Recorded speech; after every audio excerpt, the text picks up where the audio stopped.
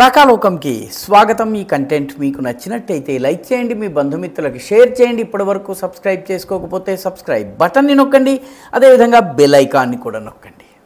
మిత్రులారా, 2023 డిసెంబర్లో ముంబై దగ్గర ఒక చిన్న గ్రామం ఉంది. ఆ గ్రామం పేరు పాడఘా. బొంబాయి నుంచి 50 కిలోమీటర్ల దూరము సముద్రం వైపు వెళుతూ ఉంటే వస్తుంది చిన్న గ్రామం, దాని పేరు పాడఘా. హఠాత్తుగా ఆ గ్రామం పేరు మారిపోయింది. గ్రామంలో ఉన్నటువంటి బోర్డ్స్ అన్నిట్లో కూడాను అల్ షామ్ అనేటటువంటి బోర్డు వచ్చింది. పాడఘా గ్రామం పేరు అక్కడ ఉన్నటువంటి ముస్లింలు తమంతట తాముగా దాని పేరు అల్ షామ్ అని మార్చేసుకున్నారు. షామ్ అంటే సిరియా, అంటే మా గ్రామము సిరియా వంటిది అన్నటువంటి అర్థం వచ్చేది. దీంతో ఇంటెలిజెన్స్ ఏజెన్సీలు నెమ్మదిగా అక్కడ సర్వే చేస్తూ, అక్కడ అధ్యయనం చేస్తూ, అక్కడ నిఘా వేసి అక్కడ ఏం జరుగుతుందో చూస్తే అక్కడ అల్ఖాయిదాకి సంబంధించినటువంటి అల్ఖాయిదా ఇండియన్ సబ్ కాంటినెంట్లో పనిచేస్తున్నట్టు, దానికిలో అనుబంధమైనటువంటి పాకిస్తాన్ మద్దతుతో పనిచేస్తున్నటువంటి ఉగ్రవాద సంస్థ కార్యకలాపాలు చాలా యాక్టివ్గా ఉన్నట్టు తేలింది. ఆ తర్వాత ఆ గ్రామం మీద రైడ్స్ జరిపిన తర్వాత ఈ మొత్తము ముఠాకి నాయకుడు అల్ఖాయిదా గ్రూప్, పాడఘా గ్రామంలో ఉన్నటువంటి అల్ఖాయిదా గ్రూప్ యొక్క నాయకుడు, అతని పేరు సాహిబ్ నాచాన్. ఈ సాహిబ్ నాచాన్ని పట్టుకున్న తర్వాత అతన్ని ప్రశ్నించడం మొదలుపెట్టేటప్పటికీ విషయాలు బయటపడ్డాయి. కళ్ళు మిరుమిట్లు గొలిపేటటువంటి, ఆశ్చర్యంతో కళ్ళు పెద్దవైపోయేటటువంటి విషయాలు బయటపడ్డాయి. అవి ఏంటంటే, ఆ గ్రామంలో మందుగుండు సామగ్రి భారీ ఎత్తున జమ చేశారు. కేవలం మందుగుండు సామగ్రి మాత్రమే కాదు, దాదాపు 44 డ్రోన్లు కూడా ఉన్నాయి. ఈ 44 డ్రోన్లను ఎలా నడపాలో ఆ గ్రామంలో ఉన్నటువంటి మతోన్మాద శక్తులు, అల్ఖాయిదాకి చెందినటువంటి వాళ్ళు యువకులకు శిక్షణనిస్తున్నారు. దానిలో మందుగుండు ఎలా ఫిట్ చేయాలి, దానిలో కెమెరాని ఎలా ఆపరేట్ చేయాలి రిమోట్ ద్వారా, ఇవన్నీ చేసేందుకు. ప్రశ్నిస్తే బయటపడ్డటువంటి మరొక విషయం ఏంటంటే, వాళ్ళ టార్గెట్ ముంబైలో ఏకకాలంలో 44 డ్రోన్స్ తోటి దాడి చేసి మొత్తము విధ్వంసం చేయటం అన్నది వాళ్ళ ప్లాన్. అప్పట్లో వార్తల్లో వచ్చింది, ఇది రాకాలోకంలో కూడా దీని మీద ఒక వీడియో చేయటం జరిగింది. అయితే ఇప్పుడు ఇది హఠాత్తుగా గుర్తుకు రావడానికి కారణం ఏమిటి?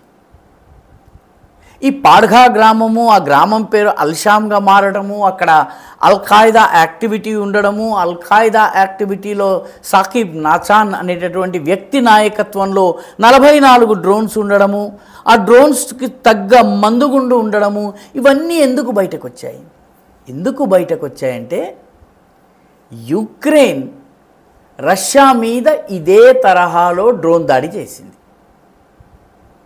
పాకిస్తాన్ నుంచి దాడి చేయటం కష్టం, కానీ ముంబైలోనే ఉన్నటువంటి ఒక వర్గము, మతోన్మాదంతో రగిలిపోతున్నటువంటి ఒక వర్గము శిక్షణ పొంది మందుగుండును సేకరించి ముంబైకి 50 కిలోమీటర్ల దూరం నుంచి డ్రోన్స్ని ఆపరేట్ చేసి ముంబైని ధ్వంసం చేయవచ్చును. కాబట్టి ఏ రకంగానైతే రష్యాలో ఉన్నటువంటి 4700 కిలోమీటర్లు, 2000 కిలోమీటర్లు సరిహద్దు నుంచి దూరంగా ఉన్న ప్రాంతాలకు ట్రక్కుల ద్వారా, మిగతా కార్గో వాహనాల ద్వారా బాంబులను పంపి, డ్రోన్లను పంపి, ఆ డ్రోన్లను రిమోట్ ద్వారా ఆపరేట్ చేయడం జరిగిందో, సరిగ్గా అదే రకమైన దాడి చేసేందుకు 2023లోనే ప్లాన్ జరిగింది. తమాషా ఏంటంటే, యుక్రెయిన్ కూడా ఏడాదిన్నర పాటు, అంటే 18 నెలల పాటు ఈ మొత్తము దేనైతే ఆపరేషన్ స్పైడర్ వెబ్ అంటారో దాన్ని ప్లాన్ చేసింది. 1.5 సంవత్సరము అంటే బహుశా లెక్కేసి చూస్తే సరిగ్గా ఏ సమయంలో అయితే యుక్రెయిన్ ప్లాన్ జరిగిందో దాదాపుగా అదే సమయంలో కొద్ది మార్పులతోటి ఈ సాకిబ్ నాచాన్ ఆయన బృందం అంతా కలిపి పాడఘా గ్రామం నుంచి ముంబై మీద దాడి చేసేందుకు ప్రయత్నించారు. కాబట్టి రష్యాలో జరిగినట్టుగా యుక్రెయిన్ చేసినటువంటి దాడులు ఏవైతే ఉన్నాయో అటువంటి దాడులు మన దేశంలో కూడా జరిగేటటువంటి అవకాశం ఉంది.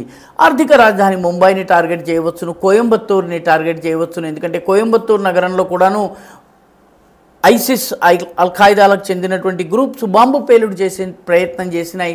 మంగళూరులో ఇదే రకమైనటువంటి ప్రయత్నం చేసినాయి.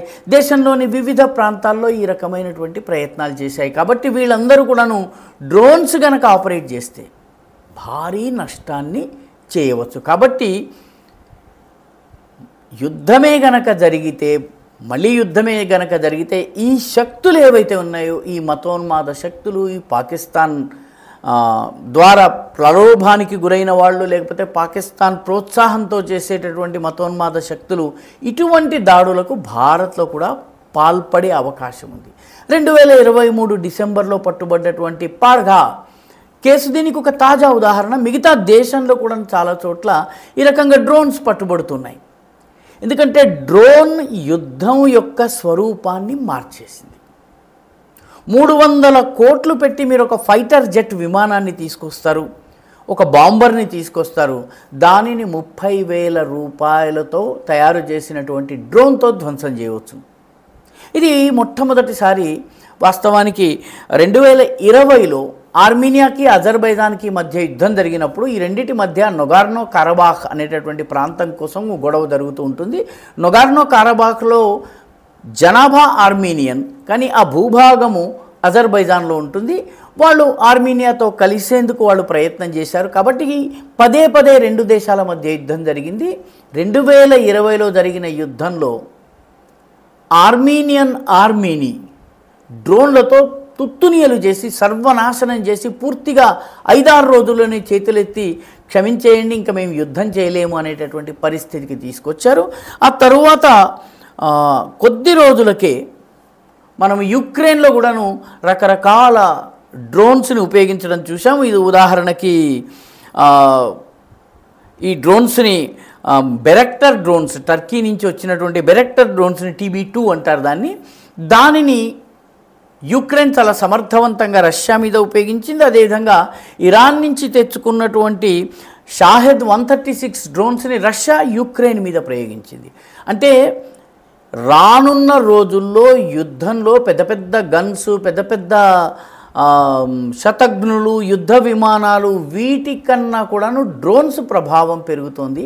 కాబట్టి ఈ నేపథ్యంలో ఇటువంటి దుస్సాహసానికి పాకిస్తాన్ కూడా పాల్పడే అవకాశం ఉంది.